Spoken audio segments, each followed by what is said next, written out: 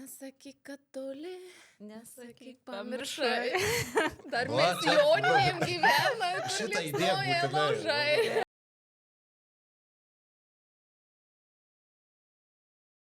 Labas, Baly. Labas. Kaip tu gyveni? Aš gerai, vis dar gyvas, tai džiaugiuosi. Labai gerai. Mes labai džiaugiamės, kad tu atėjai pas mus. Tikrai labai džiaugiamės ir nekantravom su tavimi susitikti. Tai pristatyti tave, tai esi žmogus, ar ne? Taip. Žmogus, galintis kalbėti įvairiom asmeninio augimo temom, kurią mes ir paliesim šiandien ir kaip mes susidraugavom. Tai vat būtent mokymų tema, ar ne, tu pas mus turėjai keletą projektų, kur dirbai su žmonėmis jų asmeninių augimų temomis. Tai šituos visus mokymus, aš kaip prisimenu, tu ir pradėjai, sakei, kad mes pirmiausia kalbėsim apie pačių pradžią, tai apie nuostatas. Taip. Tai nes pabrėžiai, kad tai yra labai svarbu, aktualu, tai gal tu dabar galėtum pasakyti, kas yra tos nuostatos ir gal kokį pavyzdį galėtum pasidalinti su, ką buvot išdirbę labiausiai mūsų mokymų metu. Taip. Tai pavyzdį aš norėsiu vis dėlto, kad jūs pasakytumėte, aš papasakosiu, bet žinai, dalyvausim kartu turinį kursim. Gerai. Tai aš 16 metų jau konsultavime ir mokymuose darbuojuosi ir vis tiek, kada keliauji kaip konsultantas per įvairias temas, ieškai, kas tave džiugina ir kas yra įdomu ir gal padarytų didžiausią įtaką žmonių gyvenimas. Ne? Tai pas mane ir pardavimai yra, dėrybos, ten strateginės sesijos, bet po to atradau tokią temą kaip asmeninė atsakomybė ir tai temai mane labai sužavėjo būtent nuostatos. Ir mes prieš tai kalbėjome ir apie tą, kad ten žmonės kažkaip mokinasi ir kaupia žinias, bet nieko nedaro. Ne? Ir kodėl. Ir labai dažnai siekdami savo rezultato, noriu rezultato, tai reikia daryti veiksmus. Ne? Irgi kalbėjom. Ir tada kyla klausimas, tai kodėl tų veiksmų nėra. Ne? Ir jau atėjo žmogus į mokymus, praturtėjo ten visas, jau nušvito, ne? Ir po mokymų vėl į tos pačius bėgius grįžo, tarsi pokyčio tokio kaip ir nėra. Ir kyla klausimas, kodėl? Bet jeigu pažiūrėsim į didžiąją daugumą mokymų, knygų, iš esmės, ką mes bandom žmonėse keisti, tai bandom keisti jų veiksmus. Paprastas pavyzdys. Nuo šiol daryk taip.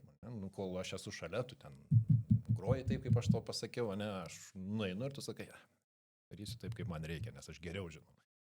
Ir šitas momentas man didelį tokį klaustuką pakabino, tai palauk, kodėl žmogui sakai daryk taip, o jis vis tiek daro savaip. Ir po to paaiškėjo, kad mūsų visą gyvenimą iš esmės valdo nuostatos, o veiksmais yra nuostatos. Kitaip sakant, mes ten lietuvišką tokį posakį turim, kuo tiki, tai taip ir yra, ne?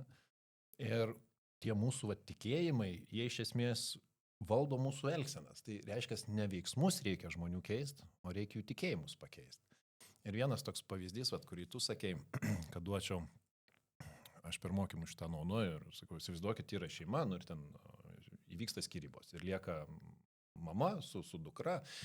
Ir naudoja tokį labai gerą posakį, nuo mažens augina labai pareigingai dukrą ir sako, visi vyrai yra Kiaulės. Žinau. Bet tai reiškia, gerai mama padarė darbą. Ne? Bet įsivaizduojam toliau, merginos gyvenimas vystosi, ten 5 metai, 10 metų, 15 metų ir ten taip tvarkingai mama rūpinasi, žinai, kad mergina turėtų tinkamą nuostą, visi vyrai kiaulės. Bet ateina momentas jos gyvenime, kai jinai turi išeiti į gyvenimą ir susirasti partnerį. Ne? Noras atsiranda toksai. Ir tada kyla klausimas, kokį partnerį jinai susiras. Tai kiaulė. Visiškai teisingai. Kodėl? Nes mama padarė gerą darbą. Ne? Ir kas yra įdomu, kad prieš tokį žmogų tu gali pastatyti princą, nematys. Nes mūsų nuostata tampa kaip akiniai. Mes juos susidedam ir informacija, kurią patvirtina nuostata, jinai praeina. Informacija, kuri netitinka tos situacijos, atmet. Bet tada mergina išeis į pasaulį, pamatys didžiausią kiaulę, sakys, va čia mano, parsineš namo, žinai, nupraus, sakys, teisingai mama sakė, žinai, jis didelė šnipas, viskas gerai. Tai nuostatos yra milžiniškas dalykas. Ir dar vieną gal pavyzdį duosiu su automobiliu.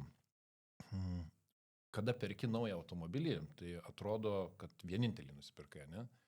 Bet po to, kai su to automobiliu sustoji sankryžoje, apsidairai, atrodo, kad išpardavimas buvo. Išvieda aplinkui tokie patys. Kodėl?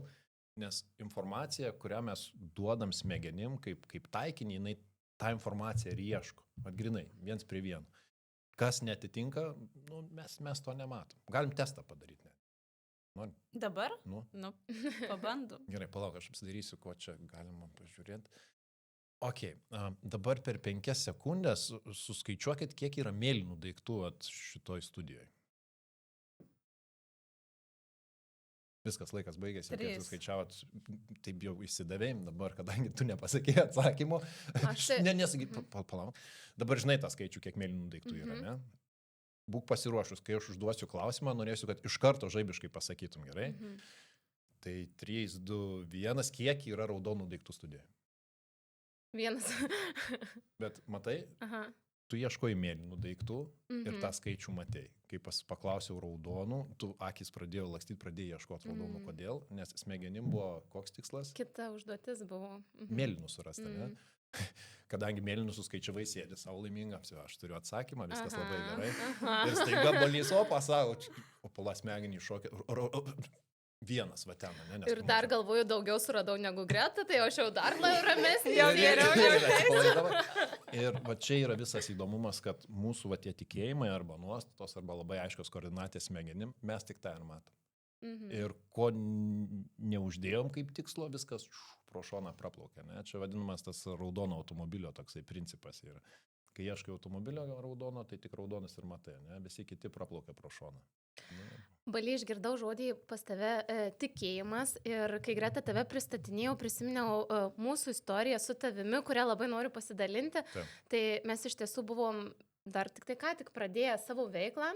Ir čia buvo tikėjimas, kad mums pavyktų rasti labai gerą lektorių už nedaug pinigų su mažu biudžetu. Ta. Ir aš esu iki šiandien tau dėkinga už tai, kad tu buvai tas žmogus, kuris, nežinau, palaikė mus ir sulaukęs neprofesionalaus, galbūt pardaviminio skambučio. Iš merginos, kuri tiesiog nori užsisakyti gerą lektorių, tu pasidavai mūsų tai avantūrai ir atvažiavai iš tos tokios, nežinau, socialinės idėjos ar ne, palaikyti iš Vilniaus į Marijampolę, pravesti tą paskaitą. Tai vat, čia gal irgi sužaidė mano tikėjimas, kad vis tiek kažkaip pavyks. Žinai, čia labai paprasta, kuom tikėti taip ir yra. Ne? Jeigu tikėti, tada smegenys tau pradeda matyti kažkokius faktus, nežinau, galimybės, kurie tau padeda, ne? Jeigu būtum tikėjus, kad nepavyks susirasti, tai ir niekaip nerasi, bet kai atsirado tikėjimas, kažkokiu būdu, ten, galbūt ne iš pirmo skambučio, gal iš 101, bet tada pradedi matyti kažkokias galimybės, gal pradedi galvoti kitaip ir, ten, žinai, kaip Lego kaladėlės, tas gyvenimas, jisai viena paskui kitą dedasi ir taip ir susipažįstama, ne? Tai ačiū tau, kad tu buvai ta mūsų geroji patirtis, nes aš atsimenu, tikrai tai buvo ne pirmas skambutis. Ir pirmas skambutis mums pasakė, kad 3,5 tūkstančio, kiti pasakė, kad kažkiek dar daugiau ir aš galvojau, tikrai šakės. Ir aš atsimenu tą momentą, kai aš skambinu Gretai, sakau, Greta, sutiko, žinok, man pavyko. Tai tikrai ačiū tau. Tai vat mes taip ir galvojam ir tikim tuo, kad tikrai yra gerų žmonių, tikim, tai vat pasirodo yra. O grįžtant prie tų nuostatų, ar ne, tai dabar tai merginai, kuri ten tą vaikiną keulę parsivedė, tai jau nėra šansų visiškai? Ne, tai šansų visada yra, bet priklauso, ką veiksi su tuo, ne?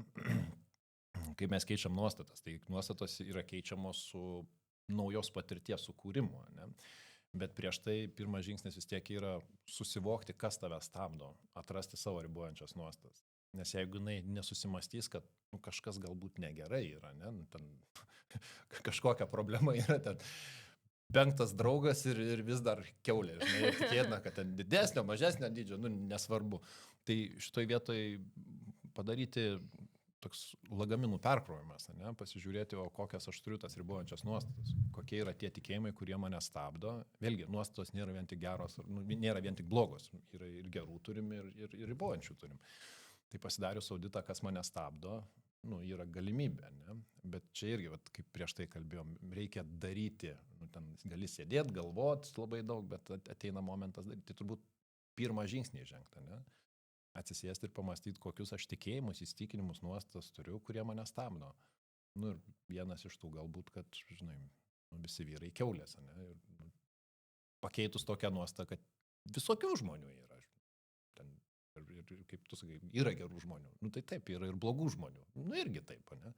Tai Ar ten reikia iš karto pulti į tas tokius kardinalius kažkokius ekstremus? Visi žmonės yra geri, ne? Yra gal ir blogų. Žinai, visokių yra žmonių. Ne? Nu, Visokių. ir ten sutiksi ir tų, bet tas tikėjimas, jeigu tikėsi, kad ir tų, yra, nu, tai juos visus ir matysi. Tai jeigu mano antra pusė, tarkim, su manimi nepagarbiai elgesi ar ne, žemina, skaudina, negerbė, tai vadinasi kaltos mano nuostatos? Labai tikėtina, kad taip. Nu, vėlgi čia mes galim, žinai, visą laiką reikia kontekstą žiūrėti, ne? Tai yra asmeninės ribos ir kiti dalykai, ten juos reikia irgi. Taip. Tai nėra tokio, kaip pasakyti, Taip. magiškos piliulės, nuostatos, o čia ją dabar suvalgiau, viskas mano gyvenimas pasikeitė. Ne? Tai nebūtinai reikia, kas ten prieš vyko, per, po, nes du žmonės vis dėlto santykiai groja. Ne? Bet nuostatos jos labai daug duoda. Ir, žinai, su tokia situacija, kurią tu pasakei, tai vėlgi klausimas, ne, kokios nuostatos. Tai gali būti paprasta nuostata, kad žmogus savo gali tikėti, kad aš esu, tarkim, nevertas gero gyvenimo. Ne? Nu, tai kaip tiki, taip ir yra. Ir turėsi tada gyvenimą, kokio tu ir tiki, nes visa tai pasąmonėje sėdės. Ir iš pasąmonės pas mus automatiškai tos elgsenos ateis ir mes atsidursim ten, kur ir tikim. Labai faina, kai bendrauji su žmonėm ir būna tokių pavyzdžių. Sako, žinai, viską padariau, atrodo gyvenimas ratu apėjo ir vėl atsidūriau startiniai pozicijoje. Ir antras toksai ratas, ir trečias ratas toksai pat. Ir tada, kai pradedi nagrinėti, kokios nuostos pa žmogų yra, supranti, kad kitaip ir būti negali. Ten, nežinau. Bet tai tas nuostatas. Dabar mes iš vaikystės gaunam, ar ne? Taip. Bet ir turbūt patys kažkada kažkokią susikuriam, susigalvojam. Tai visas gyvenimas yra nuostatų kaupimas, ne? Mes tų inkarų prisidedam į kuprinę ir einam po to ir sakom, stuburas lūžta, įdomu kodėl. Ne? Žinai, geras labai toksai pavyzdys su nuostatos sukūrimu ir sunaikinimu man vis dėlto yra senelis šaltis. Tikėjot senelių šalčių, ne? Labai. Ir dabar paprastas toksai klausimas, ką tėvai padarė tokio, kad patikėtum senelių šalčių? Nu, pasakydavau, kad yra ir kad rasdavai dovanų, tai viskas.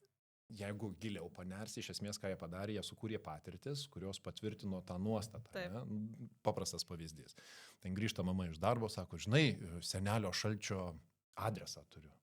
O, jak tu savo rimtai, aš tau sakau, gerai. Tu parašyk laišką ir tada ten, žinai, gausi kažką. Sėdi ten vakare, rašai laišką, supakavai, nežinau kodėl, bet tik mama gali nunešti laišką, nes jinai žino, kur ten. Jinai išneša tą laišką, viskas nais. Po kažkiek laiko tu gauni atsakymą. Patirtis, ne? Parašiau, gavau ir ten pasirašė senelių šaltis, žinai, ir kas įdomiausia, kad gyvena kažkur Laplandijoje ar kur ten, bet lietuviškai rašo. Bet fainas senelių šaltis.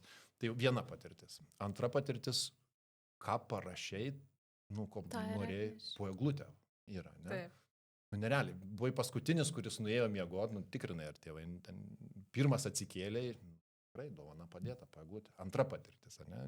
Ir kaip sakau, jeigu gyvenimas nepilnai geras buvo, tai į svečius netikras senelių šaltis susukdavo. Ten mokykloje, darželiai, paskui kai ką ir į namus ateidavo. Ne? Tai jau didesnės patirties nėra. Tu pačiupinėti gali, ne? Ir kaip sakė, raudonas ten, žinai, su balta barzda. Tai realiai tu gauni 3 patirtis ir tada jau lauki kitų metų ir esi geras vaikas, dėl ko? Kad senelių šaltis ateitų. Tai čia sukūrėm nuostatą, ne? Dabar kaip tokią nuostatą sunaikinti? Arba kas ją sunaikino? Nu tai kas draugai pradėjo pasakoti mokykloje, kad nėra. Pirma patirtis. Užauk, nėra. Taip, tu ateini su visų savo tikėjimu, ten senelis šaltis yra, sėdi koks nors grampi draugas. Žiūrėk, nėra. Kaip, aš tau sakau, nėra, ten tėvai. Jau tokia dviejų. Ką tada daryti, nes mano mergaitė išėjo į mokyklą ir jau jinai man grįžo, kad, sako, man klasiokai pasakė, kad iš tikrųjų tai nėra. Tai patirtis. Aš sakau, nežinau. Žiūrėk, kad tave pričiupo. Nes jau iš karto, nežinau. Nes aš nebuvau tam pasiruošęs. Bet žiūrėk, čia natūraliai eiga. Bus draugai, po to antra patirtis labai paprasta. Tai nežinau kodėl, bet vaikai mėgsta eiti per spintas. Ar ne? Ten tas pasakymas toksai. Ir staiga žiūri kažkokią dėžutę lyg ir tai, ko norėjai, ne?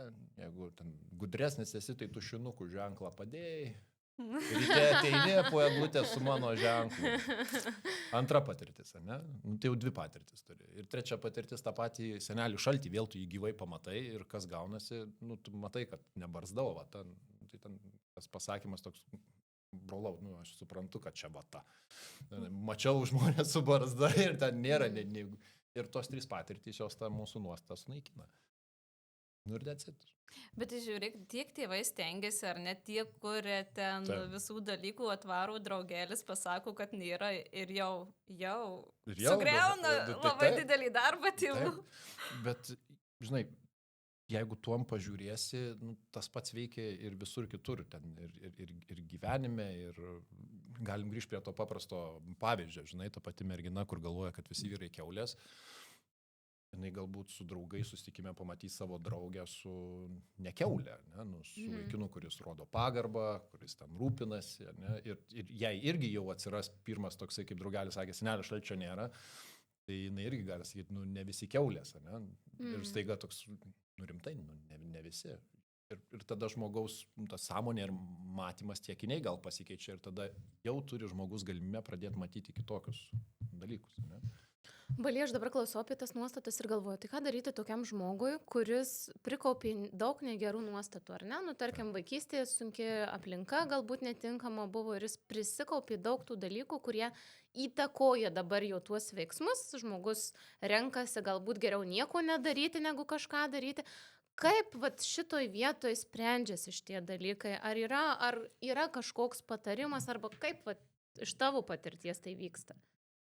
Aš tai pasakyčiau, žinai, turbūt geriausias dalykas gali pats daryti, bet aš galbūt pasieškočiau žmonių, kurie su tuo dirba. Nu, kaip guidance, nežinau, konsultanto, kažkokio terapeuto, žmonės, kurie profesionalią pagalbą gali suteikti. Bet yra kitas momentas, M+K knygų parašyta apie tai. Ir dar toks paprasčiausias momentas, tai galbūt atsisėst pasim popieriaus lapą ir tiesiog sėdint pagalvoti, tai kokie yra tikėjimai, kurie, man atrodo, tos neliečiamos tiesos tokios, ne? Ir tikėtina pasąmonė labai lengvai, bent jau bazinius kažkokius tos tikrai ant popierio pavyks susirašyti. Ir tada galima jau atsispirti ir pradėti transformaciją, keliauti keliu, nes tų metodikų yra gyvas kalnas. Ne? O tai kaip tu manai, tu gali pats žmogus, tarkim, tu supranti, kažkuris mūsų klausytojas jaučia, kad kažkas negerai su jo gyvenimu, ar ne? Ir galvoja, kad nėra taip negerai, kad aš eičiau pas specialistą dar, ar ne, dar ten negeriu, nesėdžiu prie konteineriaus, su manim kaip ir viskas ok, bet ar aš pats dabar, norėdamas gyventi geriau, galiu kažką padaryti su tuo, ar ne? Aš tai manau visada gali. Nu, žinai, ten vėlgi mano tikėjimas yra toks, jeigu gali, tai ir negali, o jeigu negali, tai ir gali. Nu, kaip minimum 2 keliai yra, ne? Klausimas tik tai, nuo kurios vietos sustartuoti. Ne? Ir kai kurie žmonės ten tempia, laukia, tai sako, jis nesikeičia arba jinai nesikeičia. Tai gal dar nelaikas. Nes kiekvienas žmogus turi savo pokyčio greitį ir savo tobulėjimo greitį. Ir labai dažnai iš šono žmonės gali pamastyti, jis per lėtas, ne? Arba man galbūt atrodo, kad jis nieko nedaro, bet pas tą žmogų galvoj gali ten milijonai minčių vykti, ne? Ir jisai viduje jau kovą su savim turi. O galbūt iš tiesų dar nėra laikas. Aš, žinai, atsėdžiu, pasikeisk. O tu sėdi patenkinti ir galvoji, pats pasikeis, man nereikia. Tai gal tu, žinai, ten kokios 2-3 patirtys esi nuo savo pokyčio ir ateis laikas. Būtų faina ir nerealu gyvenime, kad mes pasakytumėm žmonėm ir jie pultų keistis. Ne? Čia, sakau, pasikeisk ir, kaip gerai. O tai gal jiem ir nereikia keistis? Kaip tu manai, yra žmonių, kuriem tiesiog, tikrai nereikia. Jie visą laiką nugyvens ir nekeis savo nuostatų ir nugyvena ir viskas ok. Ir normalu. Ir ten, žinai, kai būna klausimas, reikia keistis, čia kam reikia keistis? Tu nori, kad jis pasikeistų, ar jam reikia keistis? Nes jeigu žmogui nereikia, tai jis ir nesikeis. Ir mes ateinam prie tokios įdomios temos, kaip visų pirma pačiam pokytį, ir čia netgi su tais pačiais mokymais yra susiję, pradžioje žmogus pats turi norėti. Jeigu žmogus pats nenorės, tu gali, nežinau, ten atnešti aukso kalną ant stalo padėti, nereik man to aukso. Ar bus, kad visą gyvenimą nereikės? Gal taip, gal ne. Tai, žinai, sunku gal kartais iš šono matyti žmogų ir tu matai jam ten daug potencialo turi, negebėjimų turi, o sėdi ir tavo akim nieko nedaro. Ne? Nėra lengva. Aš tai dar irgi tokį pastebėjimas kilo iš to, ką kalbėjai, tai dažnai irgi žmonės sako, psichologų ar konsultantų, konsultacijos brangios ir tam, jeigu pokyčių reikia ir pinigų turėti, ir gerai tiem, kas turi ir gali eiti. Bet kaip ir Balys minėjo, yra krūva knygų apie tai, ar ne, tai tu gali nueiti į biblioteką. Absoliučiai. Pasirinkti knygų ir pasiskaityti, tai tam skirti laiko tiesiog ir nebūtinai turėti tam daug pinigų, ar ne? Dabar mes aplamai, mano manimu, gyvenam tokiais laikais, kai nelabai yra pasiteisinimo. Gerai, paimsim paprastą pavyzdį. Yra ten dirbtinis intelektas, ne? Tarkim, ChatGPT. Informacijos nemokamos internete apie jį yra kalnas. Tiesiog universitetai tiek info neturi, kiek dabar gali nemokamai pasiekti, ne? Tai žinant tą, atsidarėjai ChatGPT, pasirašėjai promptą jam, kad dabar nuo šiol esi mano psichologas, susidėk apribojimus kažkokius ir pasikalbėk su juom. Ir jau turėsi nerealų psichoterapeutą pas save. Ar ten jis atlieps žmogų tikrą? Čia klausimas, žinai. Bet yra pavyzdžių, kur žmonės nerealiai pasišneka, sako, kaip fainiai, nuramino. Aš iš karto dabar irgi taip noriu pasidalinti.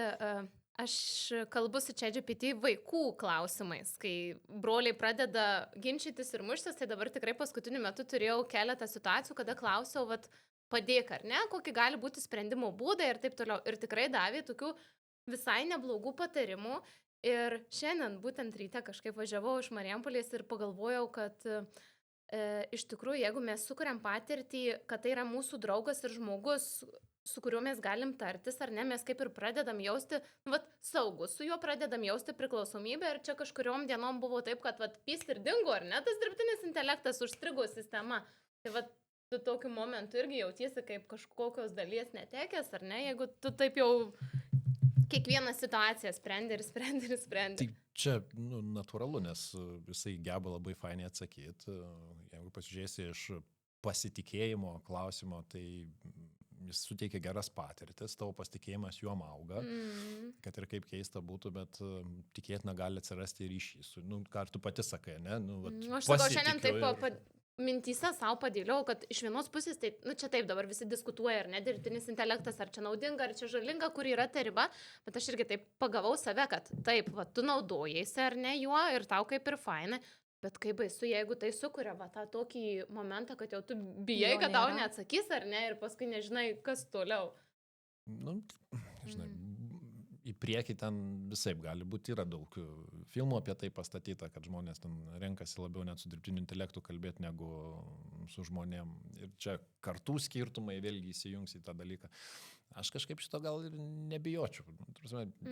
Tai vyksta jau, ne? Tai visko gali, ar ne? Ne tik gali ir vyrų, draugės, visko gali nebūti kažkada. Tai... Absoliučiai. Tai šitoj vietai, bet pats kaip įrankis jis yra nerealus mano manimu. Ir žinai, jeigu grįžtant prie tos temos, nuo ko startuot, tai ChatGPT ar ten Gemini, dar ten tų dirbtinių intelektų visas kalnas yra, pasiėmė ir bendrauja. Ir tikrai padės bent jau kažkokį paviršių nusivalyti drąsiai. Tai žodžiu, čia dabar sakyti, kad neturiu pinigų tam, tai čia nepasiteisinimas ir nustokim teisinti save, ar ne? Nes čia irgi labai gal didelį tema, mes mylim, aš galvoju, kad mes labai mylim save, nes visi taip save išteisina, pateisina, ne? Tai, žinai, vieni myli, kiti nemyli. Jeigu labai taip mylėtumėm, tai galbūt psichologai darbo neturėtų su klausimu bet mes visada randam, kodėl aš to dalyko nedarau, nes pasiteisinu ir aš, tarkim, pasiteisinu, mes linkę tokie save pateisinti, kodėl nedarau, kodėl taip galvoju ar dar kažką. Tėvai kalti. Tėvai sugadino gyvenimą ar dar kažkas. Taip, tai, žinai, kada pasiteisinimą turi, tai ramiau miegi. Nes ne aš kaltas. Tai taip, iššoka vėliavėlė ir, žinai, jinai tave erzina, tai ką padarai, užlenki ir tai nebeerzina. Ne? Tai šitoje vietoje, aš manau, tas vidinis nuraminimas yra irgi galbūt natūralus momentas. Klausimas, kiek ilgai save raminti reikia. Ne? Ir ten į veidrodį tikrai pasižiūrėti, nes ten tų vėliavėlių užlankstytų gali turėti už savęs visą kalną. Ne? Ir ar taip nugyvensi gyvenimą? Tai aišku, nugyvensi. Klausimas, ar nori taip nugyventi gyvenimą, ar galima kitaip ir ar tau reikia kitaip. Ir čia vėl prie to grįžtam, žinai, kad tu keiskis. Nu, ir vėlgi aš suprantu, kad žiauriai sunku priimti tą žmogaus nenorą, ne? Ir kuo daugiau matai ir dar jeigu tiki, kad gali padėti, tai atsiranda tas toksai, aš dabar tau padėsiu, aš tai išgydysiu, žinai, savės įgydyk, palik mane ramybėj. Ir vėlgi tą supratus, gal lengviau būtų gyventi, bet čia irgi tas momentas toksai vidinės kovos, ne? Kai nori padėti ir negali padėti, ir ten tada kalba, priimk žmogų toks, koks jisai yra, žinai. Gerai, priimu. Nė velnio nepriimu. Bet tavo tokia kelionė gal žavi to mane, kad nuolatinis darbas. Nesam robotai, kad pasakei, dabar visus priimsiu. Ne? Arba ten, kai žmonės būna irgi kartais pastebiu, nušvitęs žmogus visiškai, žinai, aš dabar čia visus priimu ir taip toliau, ir tu matai atvejis kažkoks ir ten nervo konvulsijos pradėjo, aš priimu, tu nepriimi, tai nevaidink to, ko nėra. Ir vėl grįžtam prie to, kad, žinai, kažką priimsi, kažko nepriimsi. Ir vėlgi ten vaikų tema labai įdomus dalykas. Dabar knygų prirašyta, visi nušvitę, žinai, reikia palaikyti vaiką, reikia ten, žinai, paremti, sutikti su viskuom, ką jisai pasirinko gyvenime. Ir kai matai, kad tavo vaikas eina kažkur ne ten, kur tau atrodo, kad ne ten eina, ne? Ir mintyse kalbi, priimk. Ir fone kažkur, ne. Man labai artima, Baly, apie tai, ką tu kalbi. Tai kas turi vaikų, tai su ta situacija susiduria kiekvieną dieną turbūt, ne? Ir vėlgi, ar tai visiškai 100%, bet sąžiningai pavyksta priimti, nežinau, gal kažkam ir pavyksta. Man, pavyzdžiui, asmeniškai pasakysiu, ne visą laiką. Ir tada neatsiranda tokio kaltės jausmų, kad nepriimi kai kurių dalykų savo vaikų, savo kūrinio. Tai gal man tada atsiranda toks, tai čia kažkur gal suklydau auklėjime, kažką netai pasakiau, netai padariau ir todėl dabar kažkokia situacija, kurią man sunku priimti, ar ne? Žinai, galbūt aš irgi pasakysiu taip, kad prisižiūrim tų didelių paveikslėlių ir tada įsivaizduojam, kad, taip turi būti, ne? Bet šiaip jeigu, čia vėlgi mano požiūris, į žmogų žiūrint, tai man tokia mintis peršasi, kad klaida yra tarsi užprogramuota žmoguje. Ne klausimas, ar suklysi, bet klausimas, kada ir kaip. Nereiškia, kad visur, ne, bet kažkur ta klaida, jinai vis tiek vienokia ar kitokia yra. Tai jeigu dar pažiūrėsim iš verslo pusės, tai sako, kai tik tai dingsta klaidos organizacijos gyvenime, dingsta tobulėjimas ir inovacijos, nes judėjimas į priekį eina per klaidas, ne? Tai augimas irgi eina per klaidas. Tai galbūt nereikia bijoti tų klaidų. Vėlgi momentas toksai, kad čia kaip su grėbliu, išėjai į lauką, užmynė ant grėblio, gavai į nosį, ne? Tai ką darysi? Patrauksi grėblį, tikėtinai, ir žinosi, kad ant grėblio lipt skauda. Tai klaida, pamoka, išmokai, padarė. Aišku, bus momentas, kad jeigu antrą kartą išėjai ir gavai iš grėblio į nosį, tada jau toks klaustukas, jeigu matai trečią kartą toks žmogus ir tu maždaug grėb ir jau. Tai aš manau, pirmas kartas tai yra pamoka. Tuom kažkaip išmokt, pasimokinti, patrauk galų gale grėblį arba apeik, daug būdų yra, ne? Ir čia tas toks save nuplakimas už kažkokį, čia idealus paveikslėlis, jeigu aš netoks, tai aš nebe toks. Tai toks, turim ir gražių dalykų, turim ir, žinai, neypatingai gražių dalykų, kas savyje sukaupia per visą gyvenimą. Bet grožis bus tame, kai tu tuos priimsi ir pasakysi savo, kad, taip, aš toks, arba tokia, ne? Ir ten ta pati tema atsiranda, tas vidinis šešėlis, kur mes jį viską sudedam, kas mums nepatinka, ne? Aš netoks, į šešėlį, aš ten į šešėlį, ir po to negali paeiti į priekį, nes šešėlis per sunkus. Kodėl? Nes tu save realiai išmetei. Ir pasilieki tik tą gražų traparetą, kur Instagrame gražiai atrodo. Ir čia aš. Čia tavęs kokį 5%. O kur likę 95%, jie ten už nugaros. Kur vėliavėlės ir šešėlis. Tai Nu, čia pamastymui tokių momentų atrodo paprasti, ar ne, bet iš tiesų tai yra kur susimastyti. Ir čia ir atrodo sunkiausia kalbėti, nes ten daugiausia reikia mąstyti. Ir dabar aš klausau tavęs aplamai, atrodo apie vaikus, tai galėčiau kalbėti, nežinau, iki vakaro tomis temomis, bet mes labai dažnai su drauge vieną diskutuodom apie besąlyginę meilę. Sako, egzistuoja besąlyginė meilė. Ir ji kažkur perskaitė, kad vyro tu negali mylėti besąlyginę meilę, nes keli daug sąlygų, bet jau kaip ir teigia, kad vaikus tai tu gali mylėti besąlyginę meilę, nes tai iš tavęs ir tavo vaikai. Bet aš vėlgi pagaunu save, kad tarkim, jeigu vaikas manęs neklauso arba elgiasi ne taip, kaip aš noriu, man jie kyla tam tikros emocijos ar ne, ir tuo momentu, nu taip atrodo, aš jį myliu, bet aš jam keliu sąlygas iš tos meilės, ar ne, elgsiesi negražiai, nevažiuosi, kažko nedarysi, nevažiuosi, kaip tu manai apie tą besąlyginę meilę? Čia žiauriai plati tema. Stipru.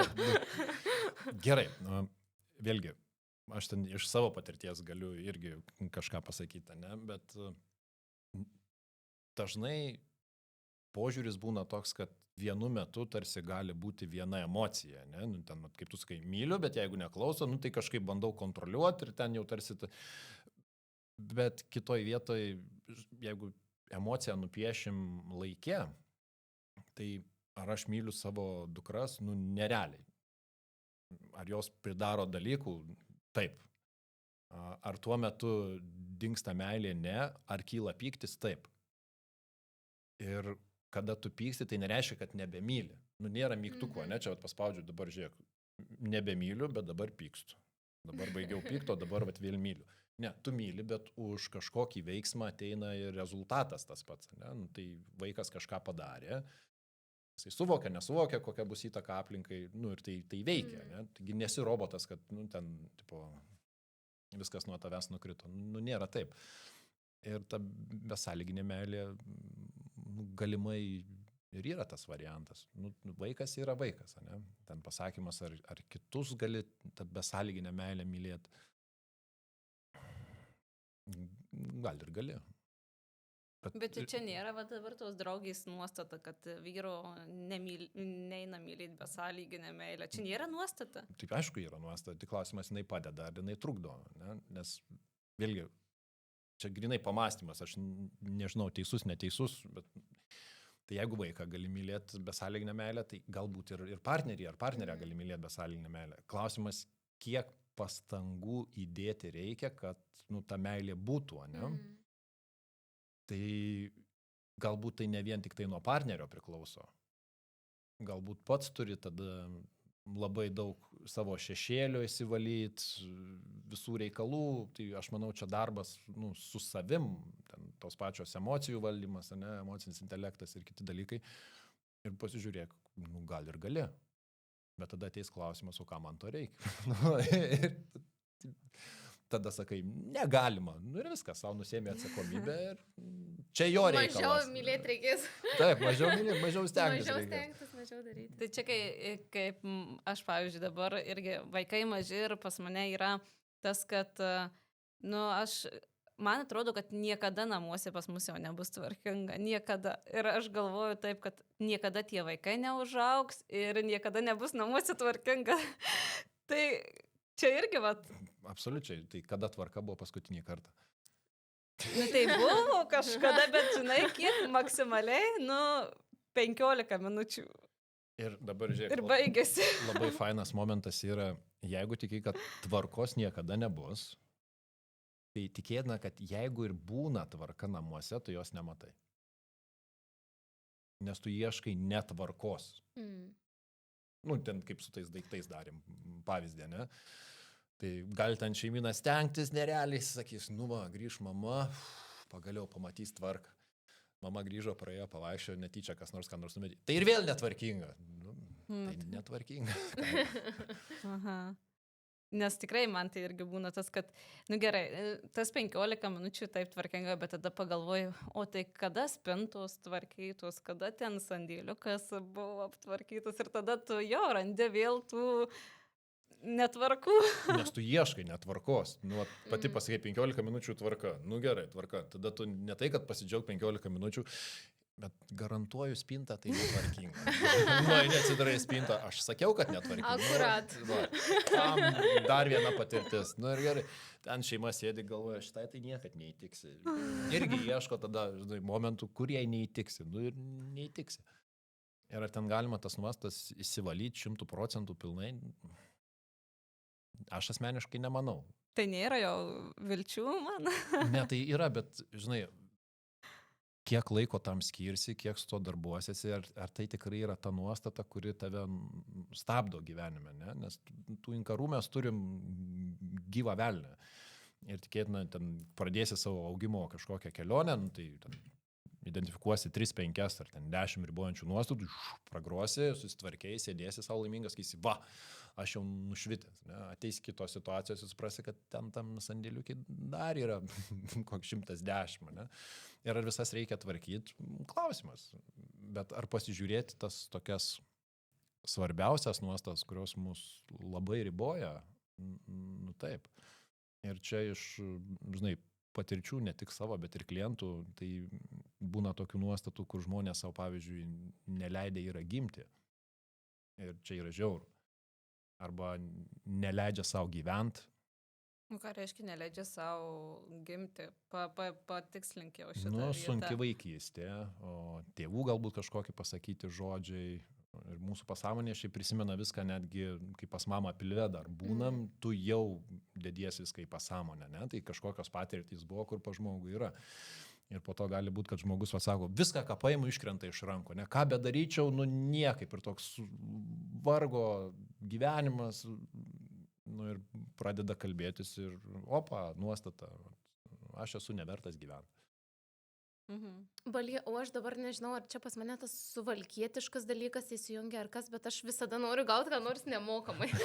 Nemokamai, kad aš klausau ir galvoju dabar, žinai, išsirašė žmogus tas nuostatas ir arba žino, kad turi blogų tų nuostatų, arba, nežinau, nori skaityti knygą, duok mum kokį nemokamą patarimą, ar kokią knygą perskaityti, kurią tu rekomenduotum, ar ką toliau su tą nuostatą daryti, nu, ką nors tokio, žinai, mums naudingo ir tam klausytojui naudingo.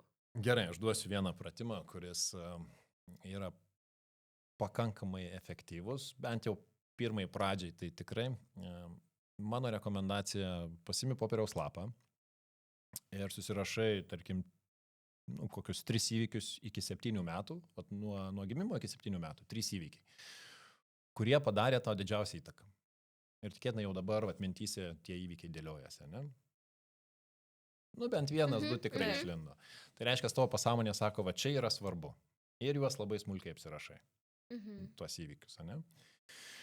Kai apsirašai labai smulkiai tuos įvykius, užduodi savo klausimą, tai kokie tikėjimai iš tų įvykių pas mane išlikę iki šiandienos. Ir vėlgi labai aiškiai susirašysi. Bet tai tie įvykiai gali būti ir teigiami, ir neigiami, ar ne? Absoliučiai.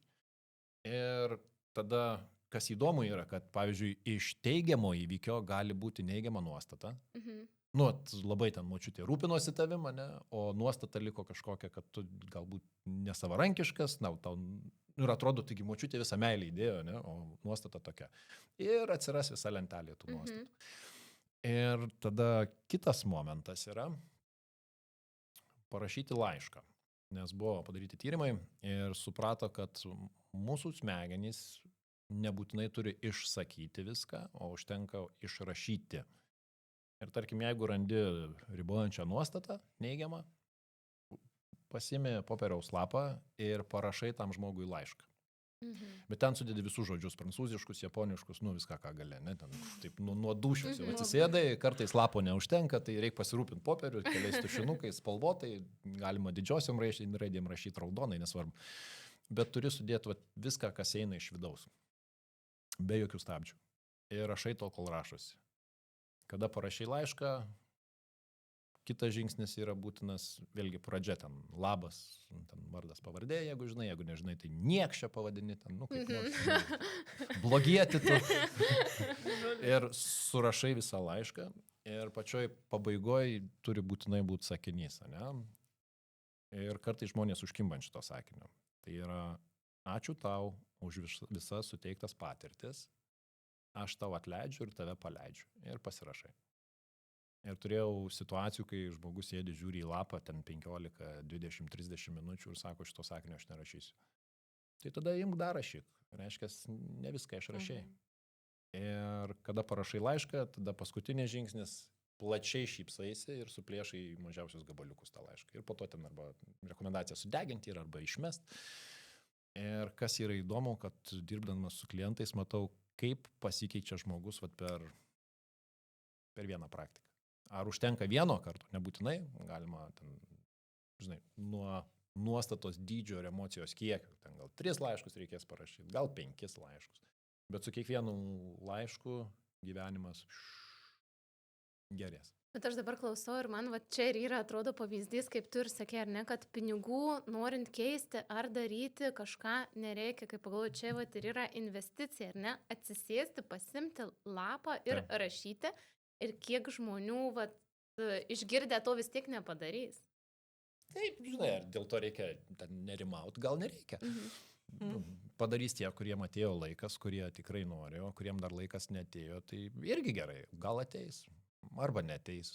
Nu, žinai, viso pasaulio neišgelbėsi ir kaip ten tas pasakymas, skęstančių gelbimas yra pačių skęstančių reikalas. Ne? Ten yra ir anekdotų daug, kur sako, Taip, ten, taip. žinai, tai ir laivą siunčiau, ir ratą mečiau, ir nieko. Nu, tai gali dėti, ką nori ant stalo, jeigu žmogus neturi noro paimti, nu, tai ir nereikia. Bet tai gal tai žmonėm ir nereikia jų stumta, ne?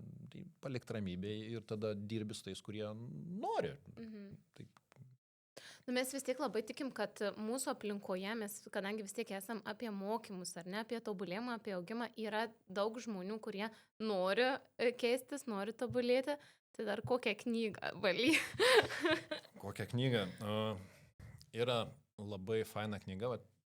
Ten iš esmės gairės visas flow yra, kaip susitvarkyti irgi nuostatas ir požiūrį. Knyga vadinasi It Didn't Start With You. Aš angliškai skaitau, tai lietuviškai tai prasidėjo ne nuo tavęs, nu, kažkoks vertimas tikrai bus.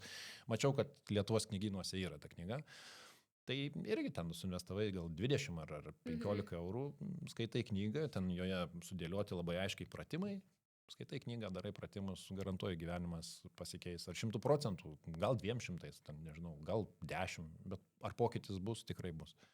Bet žinai, dabar vat irgi labai daug yra einančių tuo saviugdos keliu ir tada, jeigu tu ten neskaitai kažkokios knygos ar neišklausai kažkokio podcastų, tai gali kartais pasijausti nuo tokių nevykėlių ir žinai, aš galvoju, vat irgi yra žmonių, kurie primetinėja tai, kad aš ten einu saviugdos keliu ir tam, kuris neina kažką primetinėti. Tai va čia irgi gal dar taip ir nenuėjęs, jeigu jis nemoka priimti ar ne, va irgi kažko kas neina, arba va bando išmokyti, apšviesti kažką, nežinau, nes dabar labai madinga eiti saviugdos keliu, atrasti save, pažinti save, ar ne?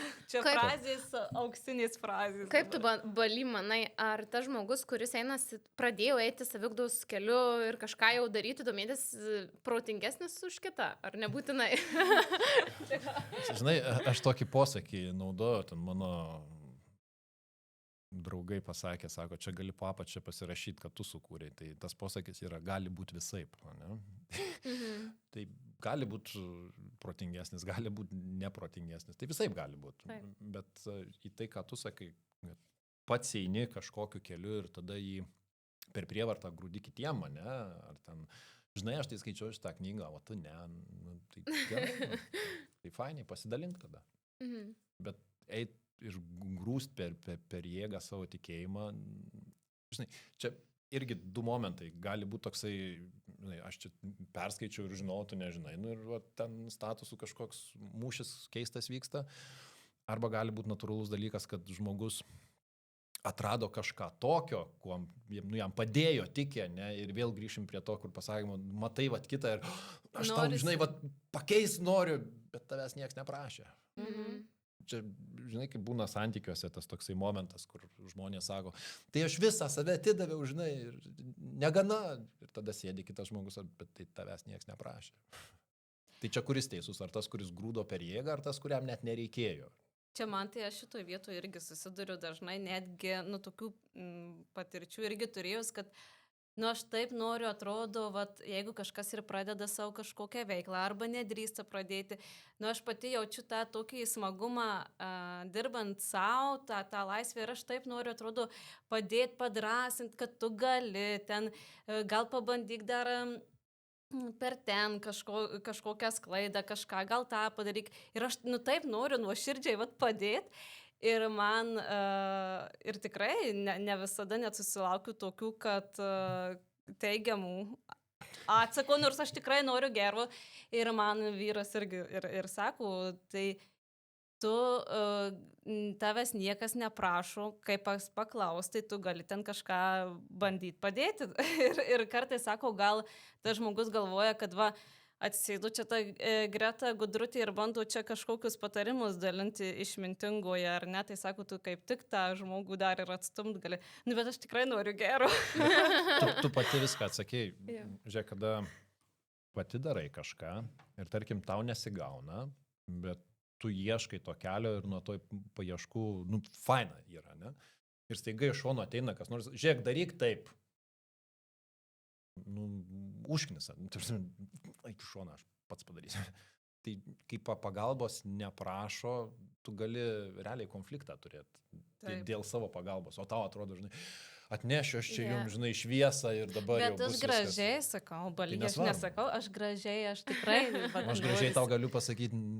Ji tikrai nori padėti, nuoširdžiai padėti.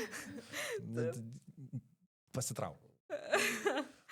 Vėlgi ten, jeigu eisim į neuroedukaciją, tai vėlgi momentas, kad suteikdama neprašytą pagalbą, tu gali žmogaus atimti jam gyvybiškai svarbią patirtį, kuri jam yra reikalinga, kad jisai žengtų kitą žingsnį.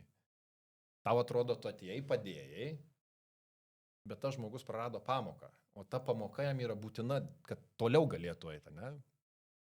Ir tu tokia sėdi, padėjau. Sėdi žmogus toks, tai ką man dabar daryti? Ir jam, žinai, dingo žingsnis, kurio reikėjo ir jis...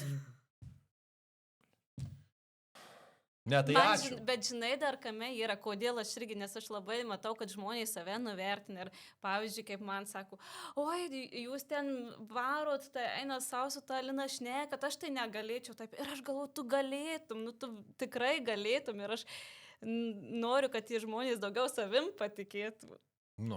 Turi keisti nuostatą, ką išmokom, ar ne, per šitą dalyką. Aš negalėčiau, užsirašau. Bet žodžiu, jo, supratau, kad neprašau, tai čia ir... Tai jamgi nereikia pagalbos, tai tu tik erzini. Tai... Žmogus plaukia, o tu jį gelbimo ratu meti. Tai nuskandinsi žmogų, leisi jam plaukti. Jis ne taip plaukia, kaip aš norėčiau, kad jis plauktų. Tai gerai, svarbu plaukia. Jisai skęsta išgelbti, gal jis nori nuskęsti, o gal jam reikia, gal jis dugną gilį matuoja, ten paners, atsispirs ir iškils. Aš suprantu tą norą keisti, aš pats, ten, kai konsultingę startavau, irgi buvo tokia didelė, milžiniška jėga. Čia tai padarysiu, pakeisiu, įrodysiu, ir kuo daugiau rodai, tai tuo blogiau būna, ir ten vertės tos mažiau. Tu gali atnešti, pasidalinti požiūriu, jeigu kam nors įdomu, o jeigu neklausia, tai kartais labai didelė pagalba yra patylėti. Sunku, žinau, reikia kasti nykštį tada. Bet tas neprašytas patarimas, jisai neprašytas patarimas. Tai dabar mes turim keletą patarimų, kurių prašė. Turim keletą patarimų, klausimų, kurių sulaukėm iš mūsų klausytojų ir vienas iš jų skamba taip. Kaip perkrauti save po 50, kai jau atrodo, kad lyderystė yra, bet nebedžiugina? Labai geras klausimas. Aišku, konteksto daugiau norėtųsi, į ką perkrauti, kaip, ar tai yra nuovargis, ar, nežinau, prasmės dingimas. Lyderystė yra, bet nedžiugina. Bet, žinai, gali būti, kad žmogus pasiekė maksimumą ir tai jau nebedžiugina, nes nėra tobulėjimo. Gali būti, kad yra tiesiog perdegimas milžiniškas ir nebedžiugina, ne? Bet tai dvi skirtingos priežastys. Nes jeigu ten prasmė dingsta, tai tarkim būna žmonės pasiekia milžinišką ekspertiškumo lygį, jisai nebedžiugina, nes atrodo viską pasiekiai, bet tada ieškot naujų judėjimo galimybių. Pavyzdžiui, tai pradėk auginti kitus lyderius, ne? Nes jeigu sako, lyderystė yra, pe metų, reiškia patirtis yra, matymo kampas, požiūris, tai galbūt užtenka į save investuoti, galima pradėti dalintis ir galimai pradės džiuginti. Kitas momentas, ką palėtėm, gal ten populiari tema dabar yra perdegimo klausimas. Ne? Tai gal pailsėti reikia. Nu. Pasimti atostogų. Jo, pasimti atostogų ir gal ten atrasi, o galų gale labai, žinai, klausimą atsakyti negalima, bet jeigu žmogus žiūrės, tai savo klausimą užduok, o kas nedžiugina? Nes gali nedžiuginti daug kas. Veikla, organizacija, žmonės, kuriem lyderiauja, ne? Ar ten organizacija, kurią vedi į priekį, ar kasdienybė, vėlgi, darbo gyvenimas yra susijęs su namų gyvenimu.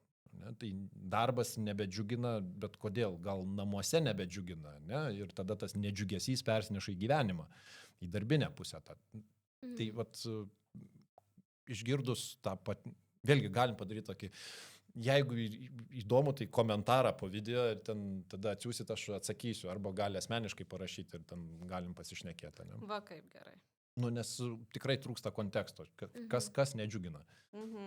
Bet labai tau čia pirmas tas variantas, man atrodo, tikrai visai gal dalintis lyderystę ar ne ir savo. Gali būti, nes tikrai būna momentų, žinai, aš ten tokį kolegą turėjau, jisai dirbo ir nerealus konsultantas ir pradėjo nebedžiuginti mokymai ir jis pradėjo vengti mokymų.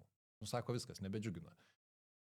Atsitraukė trumpam nuo to, kažkaip pailsėjo, atsirado kita forma mokymų ir staiga sako, kiekį susimažinus, vėl džiugina, su džiaugsmu einu ir realiai kaip ir nieko nepakeitė. Ne? Nu, ten sritis liko ta pati, temos liko tos pačios, kompetencijos liko irgi tos pačios. Bet džiugesys sugrįžo, ne? Tai labai nesinori tokių lempinių patarimų. Nueikit į mišką 3 kartus, apsisukit po pilnatim ir ten nieko nebus. O dabar dar klausimas į tą temą. Ar visi turi būti lyderiais, čia mada ar kas? Nu, bet irgi toks geras klausimas, neturi. Nes iš tikrųjų tai ta lyderystė, vos nežinai, kad jeigu tu ne lyderis, tai jau jauskis prasčiau. Bet ir neturi. Čia žodžiu, gal žmogus prašo nuraminimų. Nusiramink žmogau. Viskas gerai.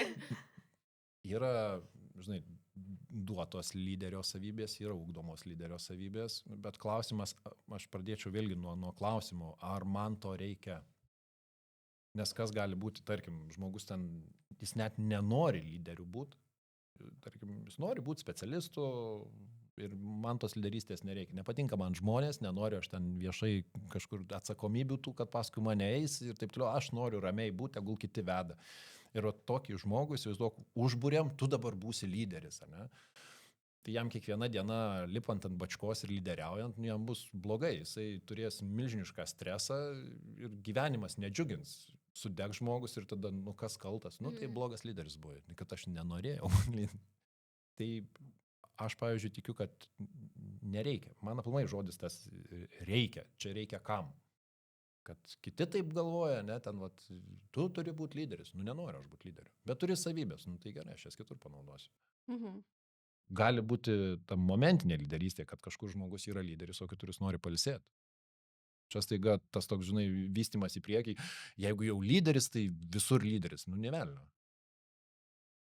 Šiandien lyderis, o rytoj nenoriu būti. Nu ir nebūsiu. Tai... Dabar ir tos mokyklos, ir visokios veiklos, ir vaikus jau taip į tą lyderystę tempia, kad jau gal truputėlį per daug.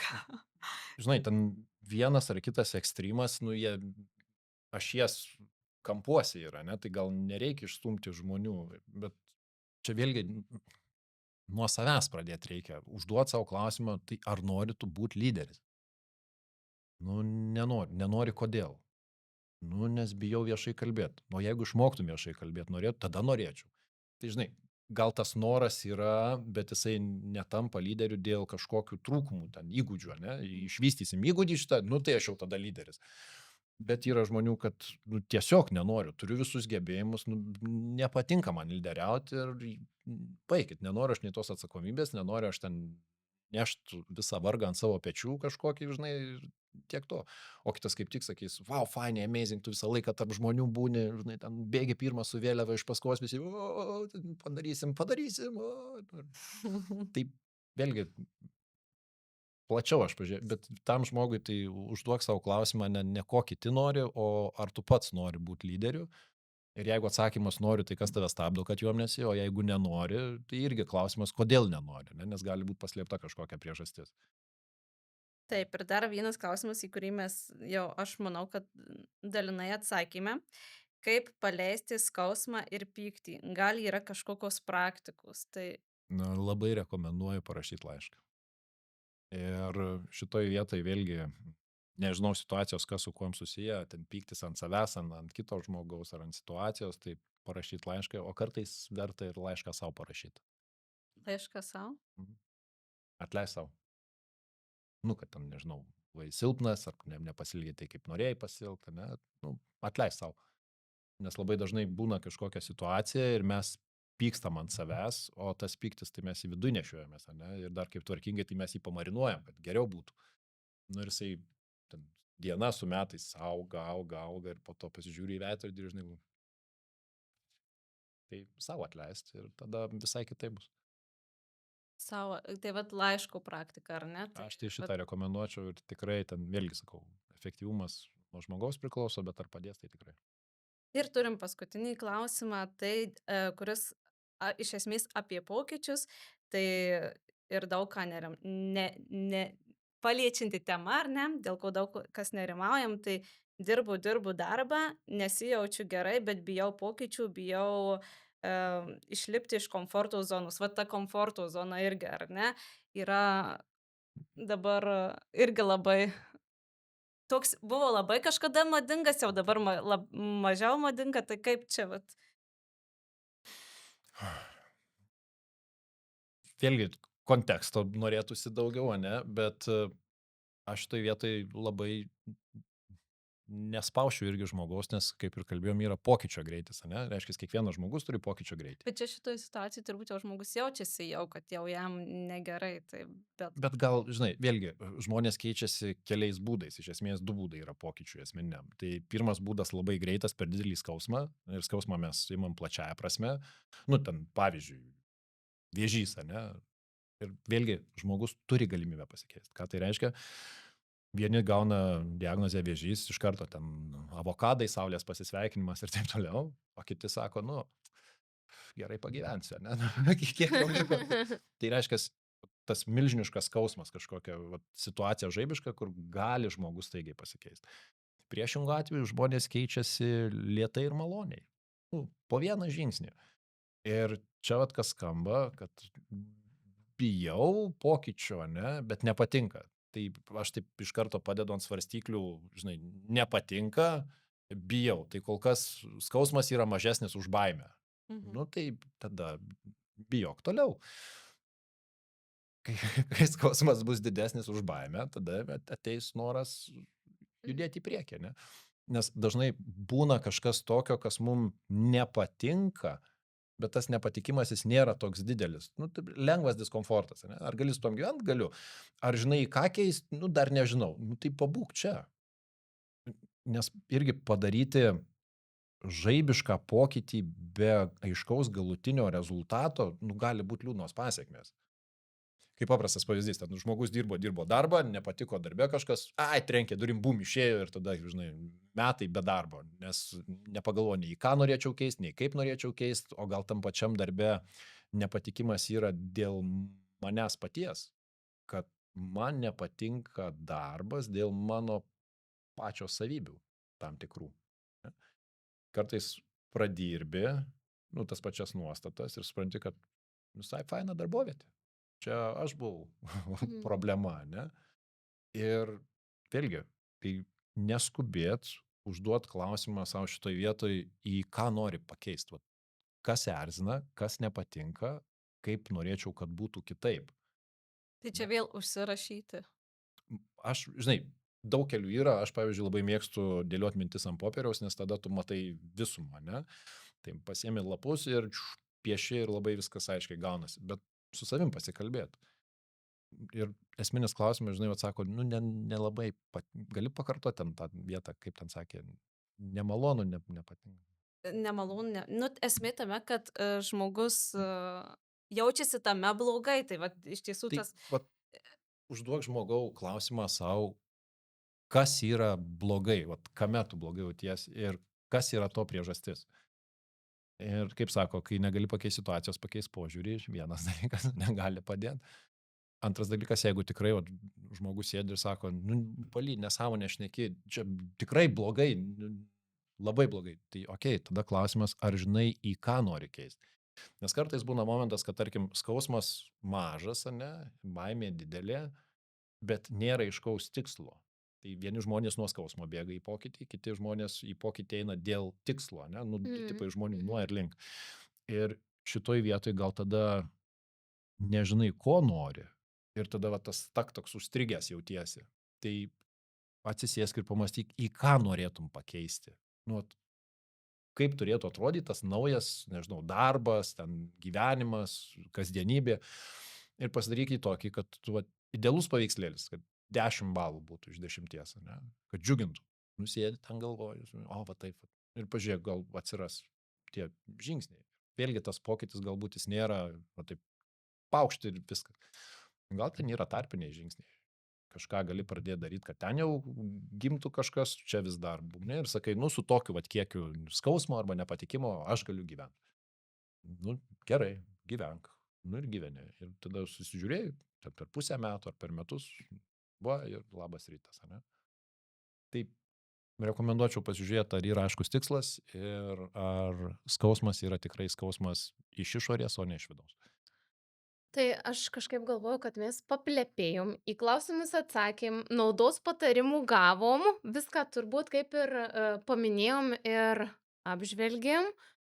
Ir manau, kad tuo savo pokalbį galėtume ir pabaigti. Nu, gerai, ačiū, kad pakvietė. Ačiū, kad tau. atėjai. Iš tiesų, tai mes labai džiaugiamės, nes žinodamos Balių užimtumą abejojom, ar jis pas mus atvyks, bet labai smagu ir gera, kad čia atvyka ir nori toliau draugauti ir bendrauti, tęsti tą mūsų pradėtą socialinį projektą. Okay, nice. Ačiū. Ačiū. Vis.